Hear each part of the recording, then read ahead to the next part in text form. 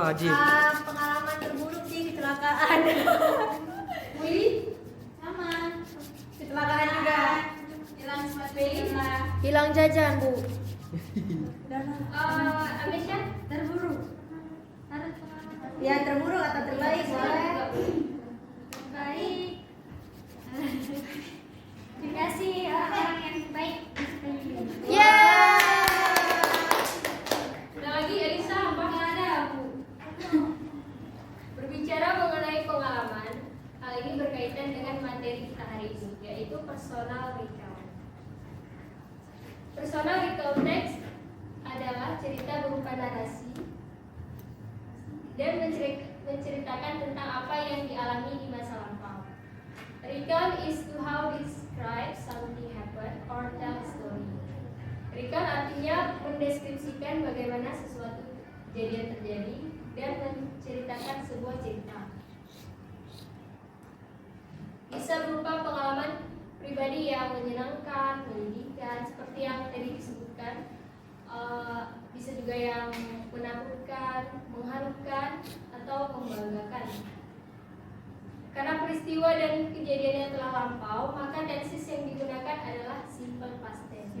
Kalian udah belajar simple past tense bagaimana formulanya? Udah, Bu, sikit. Bu, tapi lupa kayaknya, Bu. Ada yang mau maju menuliskan satu kalimat simple past tense? Emi, Bu. Silakan maju. Nuruliana, Bu. Lupa, Bu. Saya, Bu. Boleh. Nurul, Bu. Kalau salah nggak apa-apa, Bu, Gak ya. apa-apa. Dari makan.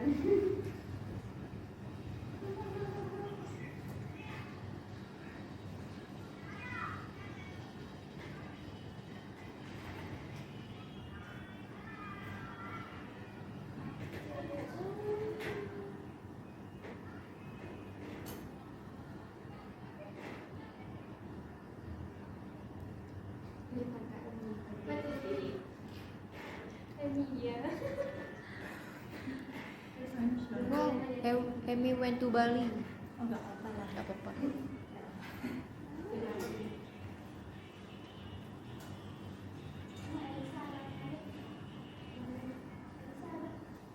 Baik, terima kasih Liana. Beri tepuk tangan buat Liana.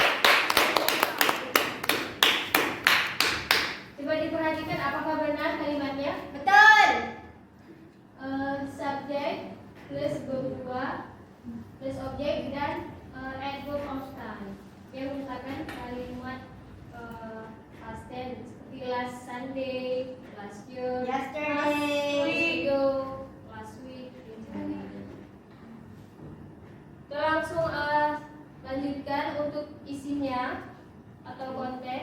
Biasanya menggunakan sudut pandang orang pertama atau si pemilik pengalaman yang secara langsung menuliskan pengalaman pribadinya. Recount pengalaman pribadi biasanya berupa pengalaman yang dianggap menarik atau berkesan. Maka fungsi dari teks recount adalah entertain the readers atau menghibur pembaca.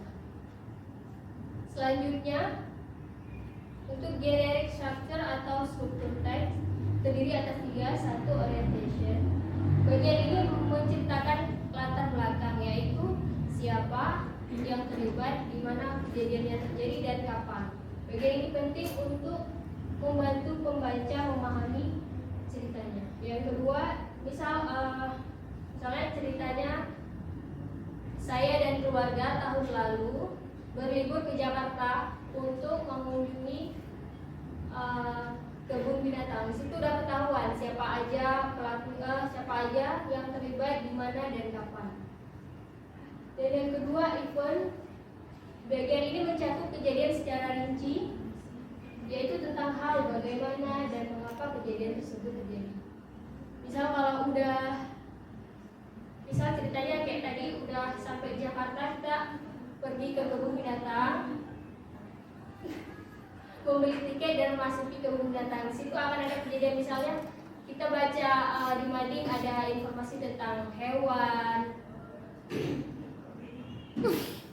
Di mading kita akan membaca misalnya ada informasi tentang hewan yang akan punah, atau nanti akan ada kejadian misal kita memberi makan monyet, tiba-tiba monyetnya memeluk kita, bisa aja kayak gitu, atau digigit binatang.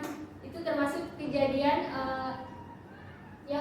yang menjadikan itu event atau peristiwa. Yang ketiga, reorientation atau penutup. Bagian ini merupakan komentar si pemilik pengalaman terhadap apa yang dialaminya. Karena tadi sudah ke kebun binatang, jadi si pemilik pengalaman ini bisa mengambil kesimpulan sendiri. Dengan ke kebun binatang dia bisa memperoleh pengetahuan, mengenal sekitar dan hewan-hewan, atau mendapat pengalaman yang nggak pernah sebelumnya dia dapatkan.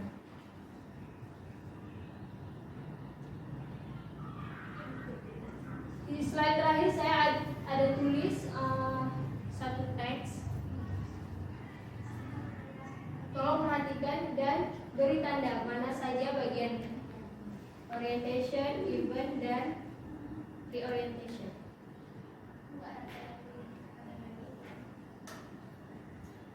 Orientation paling paragraf pertama. Ada yang mau baca? Saya, Bu. Boleh? About 3 years ago, I had an experience that made me panic. It was my first time to take a bus by myself. Furthermore, I just moved to Solo because my dad had to work there. Baik, kenapa kamu menjadikan bagian ini sebagai orientation?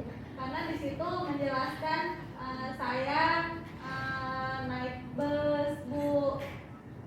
Itu pengalaman saya jelaskan di situ. Terus juga ada menjelaskan dad, ayah saya gitu, Bu. Terus kejadiannya itu di situ, Bu, dijelasin. Solo ya? Iya, my first time to take a bus. Yang kedua, beri tepuk tangan buat Oken. Ivon, Yang paragraf kedua. bisa dijelaskan kenapa? Karena di situ terjadinya klimaks. Klimaks. Ya, klimaks cerita di situ lah, iya kan? Inti ceritanya. Pikiran kalian kan pasir. Yang terakhir, reorientation. Iya, Bu. Paragraf ketiga. Paragraf ketiga, Bu. Ya, benar sekali, karena ini merupakan penuntut dan dia menyadari kalau dia beruntung Ya, karena pamannya menyebut dia dan ibunya pada saat itu meminta dia untuk sekolah dengan bus. Sampai di sini ada yang mau ditanyakan? No. Enggak. Udah paham, Bu? Udah paham semuanya? Udah. Alhamdulillah. Kalau gitu saya akan kasih kalian tugas di Google Classroom. Tiap orang kalian beda soalnya, jadi nggak akan bisa Contek. Halo. Jangan lupa dicek Google Classroom-nya. Contek. Kapan kumpulnya, Bu? Nanti Next saya month. kasih tahu lagi. Iya. Sampai di sini pelajaran hari ini. Terima kasih perhatiannya. Assalamualaikum warahmatullahi wabarakatuh. Waalaikumsalam.